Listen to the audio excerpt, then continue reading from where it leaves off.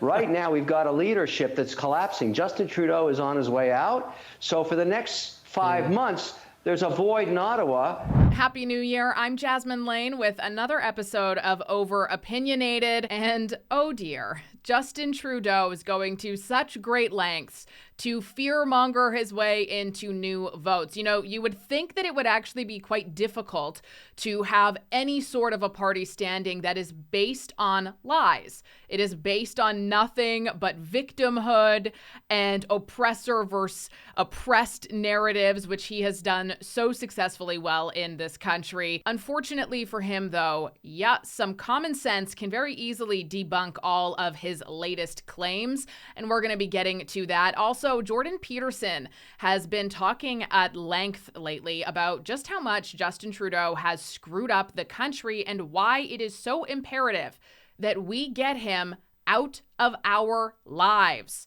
All that is coming up. Subscribe to the channel, like the video, and comment your thoughts down below. 2025 is just around the corner, and that means that we're almost in an election year. Our Liberal plan has been investing in you to deliver $10 a day childcare, dental care, and pharmacare, and more affordable homes. But our work to build a strong economy that works for all Canadians isn't done.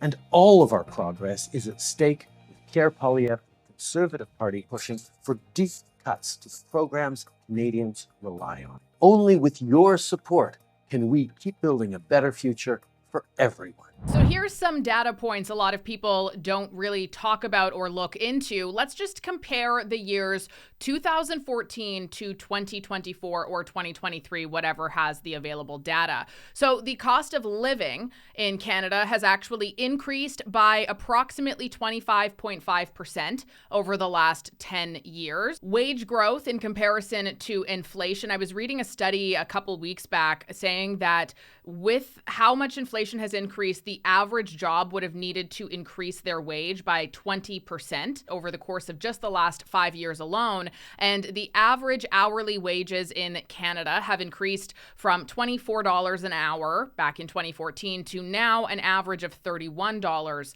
an hour. The Liberal government also allowed for LMIAs, which is foreign workers who are able to come in and work at a significantly lower cost, which has caused many employers to opt for hiring them instead of paying the basic minimum in Canada. And that has also caused for many people to not be getting raises even when they are qualified for one, because why would their employer give them a raise if they want one when they could just go and hire a temporary foreign worker instead? It is notable that the Liberal government has reduced some of those loopholes at the very least, but nonetheless, that's something that has affected us during Trudeau's reign. And this number right here is probably the most shocking of all, because the average wage of a Canadian back in 2014 was $41,650, whereas in 2022, that wage had only increased to $43,090. So that's an increase of 3.5% over 8 years,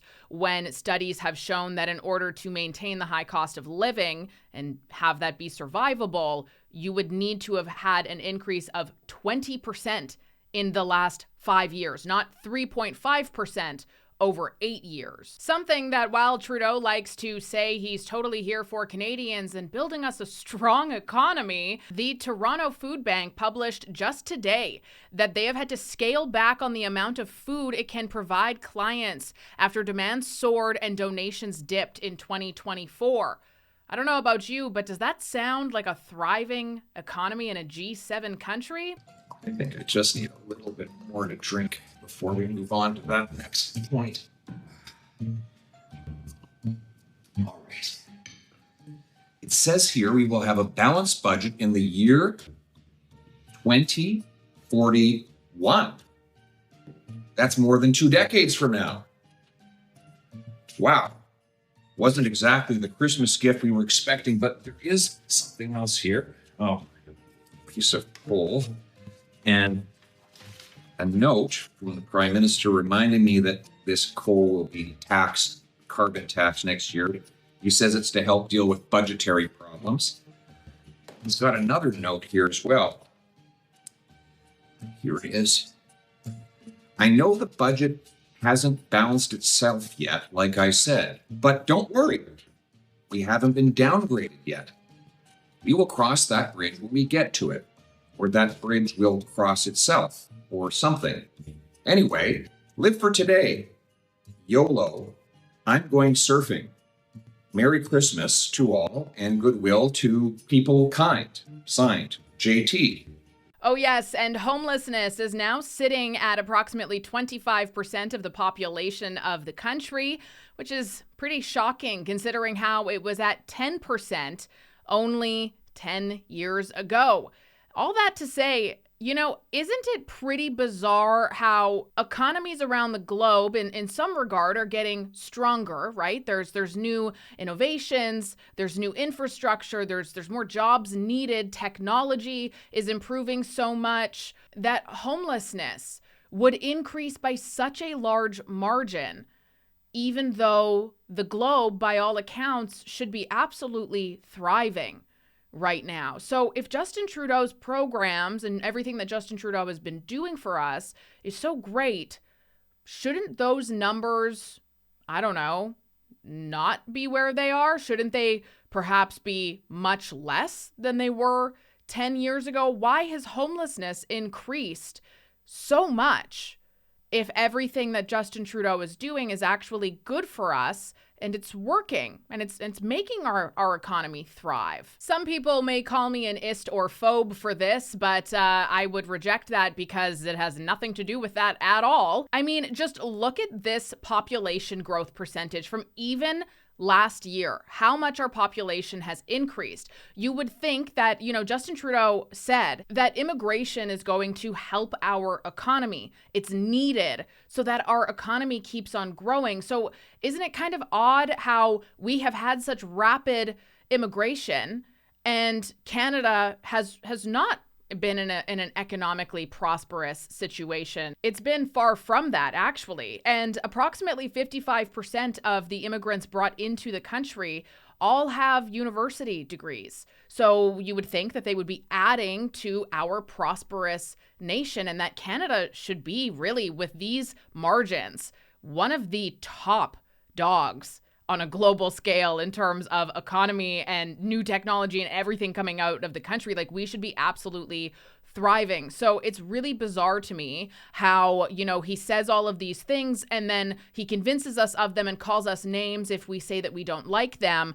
But when the data comes out, it shows that everything he promised was a lie. We're going to cut two programs for sure and more beyond that. One, the Accelerator Fund has $3 billion left in it. It has been a disastrous program that has led to less home building and more local bureaucracies. $3 billion will be saved from that.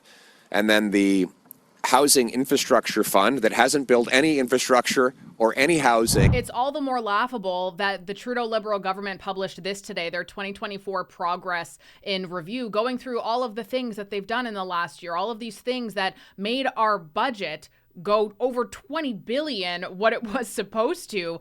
And almost every single one of these things is something that looks good on the surface, but when you actually go into it, what did they actually do? I mean, the dental care plan, not even a Liberal idea, by the way. That was a NDP push that was passed solely due to the coalition that they had. There's so many necessary dental procedures that aren't even covered on it. Also, strengthened gun control. What a silly statement that is. Shocker. Yeah, gun crime has actually increased since the first phase of this. The buyback program has spent tens of millions of dollars with not a single weapon returned yet.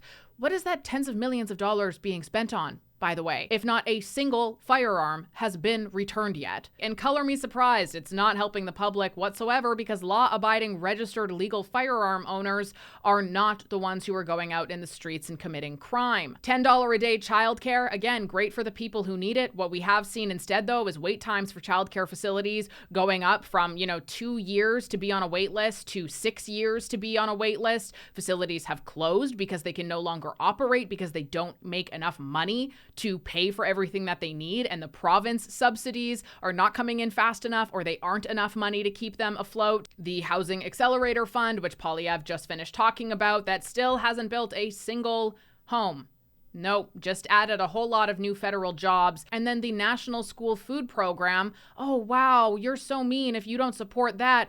Dude, most schools already had a lunch program of sorts, or if they didn't, certainly a church nearby did. Not to mention, with the amount that the federal government gives each province in the event that they didn't already have a system in place for this very thing, which some did, it equals out to being about $1.86 per meal per child per day of the school year. That's less nutrition, that's less food value, if you want to call it that, than what inmates receive. In Canada now, we've been run by a juvenile narcissist for 10 years.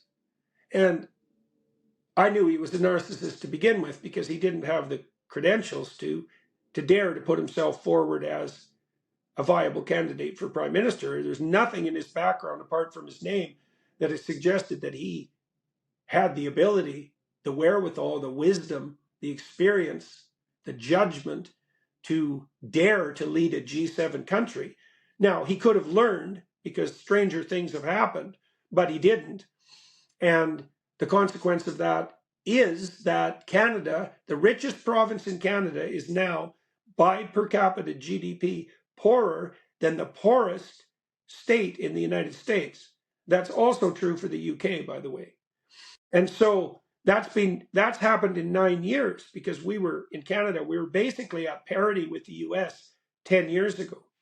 And that's just the beginnings of what catastrophe has befallen Canada. I mean, we have racial riots in Canada now. Do you know how hard we had to work to have race riots in Canada? Like, we're finally, what would you say, on the same plane as our American cousins. We managed to import racial strife into Canada, despite the fact that we had none of it and not the history to produce it. It does look as though next year Trudeau will be on his way out. Things we need to continue to do to invest in Canadians. Okay, Liberals, I'm not sure anyone's told you this yet, but we don't want you to touch anything. As a Canadian, don't fucking touch anything. You keep breaking shit. Your programs completely suck. And when you say, we're going to invest in you, what that means as a Canadian is you're going to tax me. You're going to steal my money, create a program that doesn't work, and you're going to say you're investing in me. What I'd really prefer as a Canadian is that you just take coloring book, sit in the corner and keep your mouth shut until we have the next election, because you're moving in the wrong direction. So when you're boasting about we're working hard, you're going in the wrong direction. You don't know how to manage shit. Everything you fucking touch breaks.